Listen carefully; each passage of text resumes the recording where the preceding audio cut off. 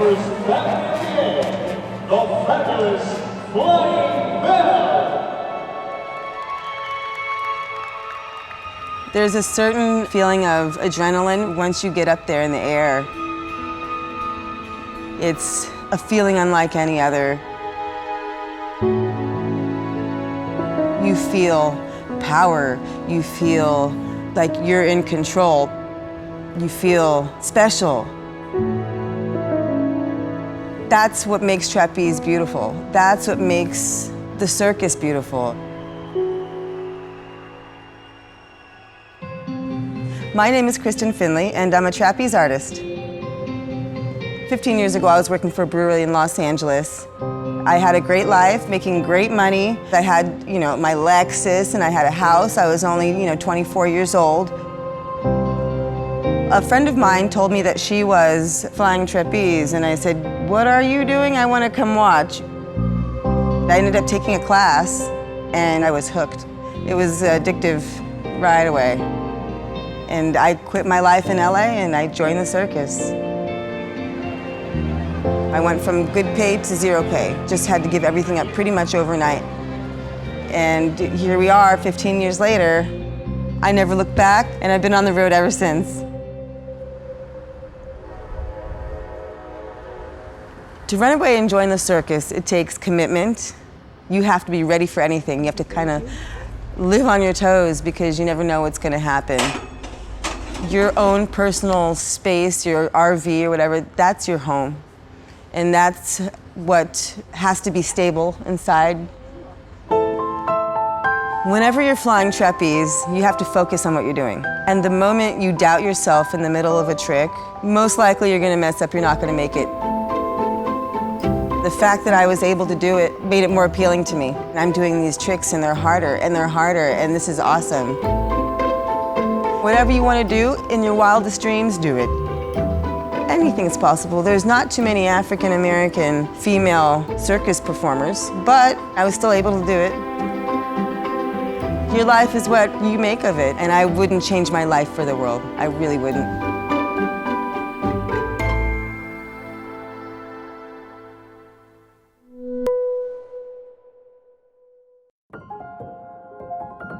You get skinny and then you want to cover it up. I just wore clothing, baggy clothes, things that hid my body. I would have little games in my head that I would play, like, let's see how long I can go without eating. I would definitely still be starving myself if I had not found circus arts.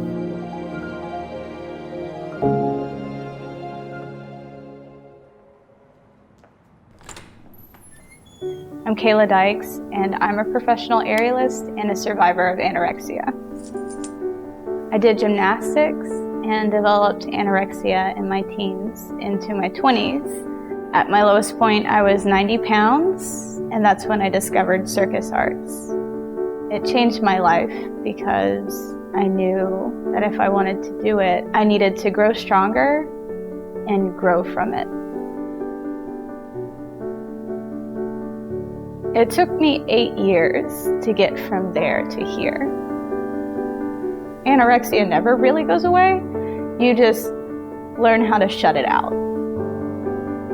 When I look in the mirror now, and I don't see the muscle mass, I feel small.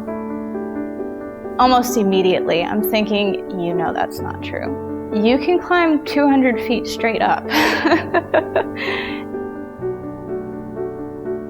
I had no idea from my first day that this would end up being my profession.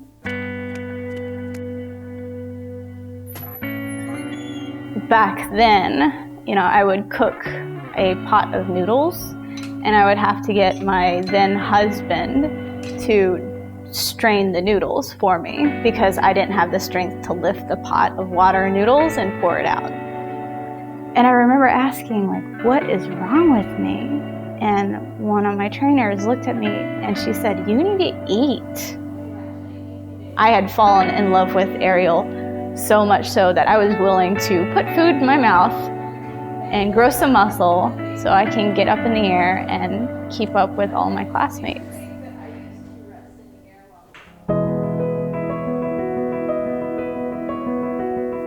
If I could say anything to my anorexic self, it would be that you could be so much nicer to your body. At the time, I thought I was taking care of it. I wasn't, and I didn't know any better. I'm capable of so much more.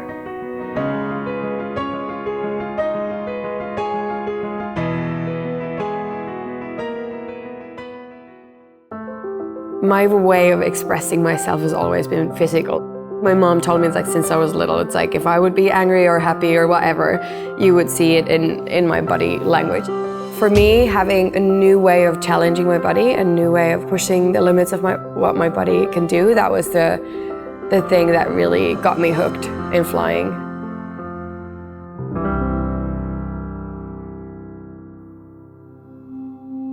My name is Incatito, and I'm a dancer and a world champion indoor skydiver.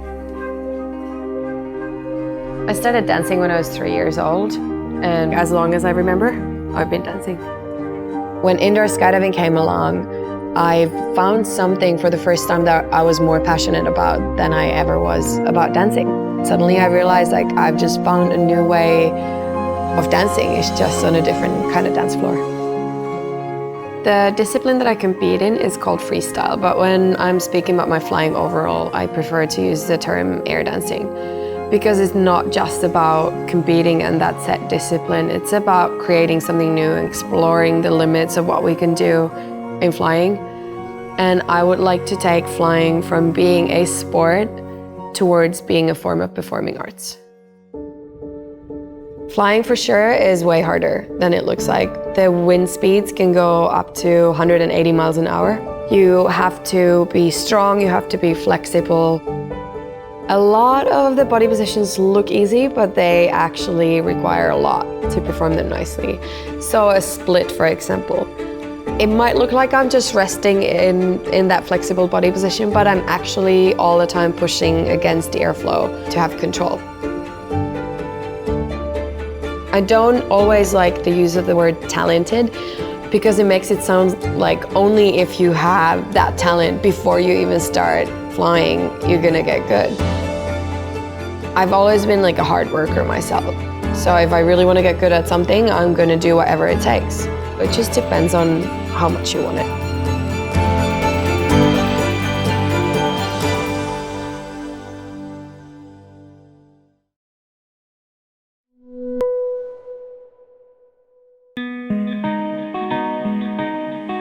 Many people didn't understand me growing up. It got me to the place where I just wanted to disappear from the world. I just wanted to be understood. I just wanted to be a part of the world. Dad did that for me. My name is Anotine Hunter. I'm a director, dancer, artist, and also I'm deaf.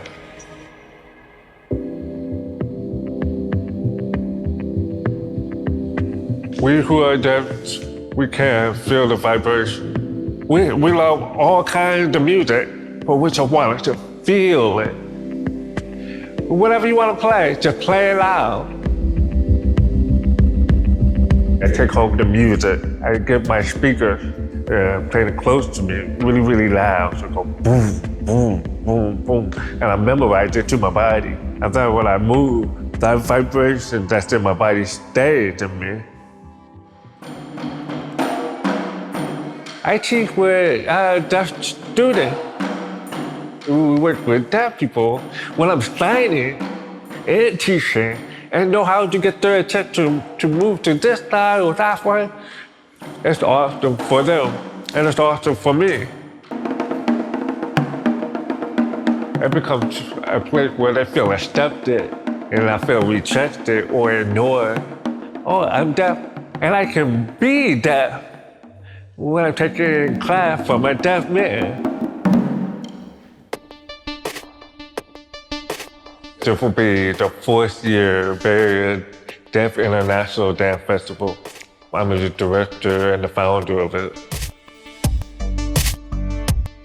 I realized it's my responsibility to make a platform for a deaf artist to be presented to the world.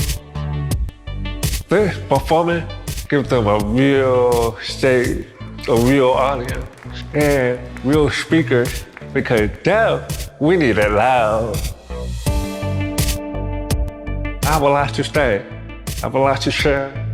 I don't want to be in a place where I can't express myself. I want to share the truth.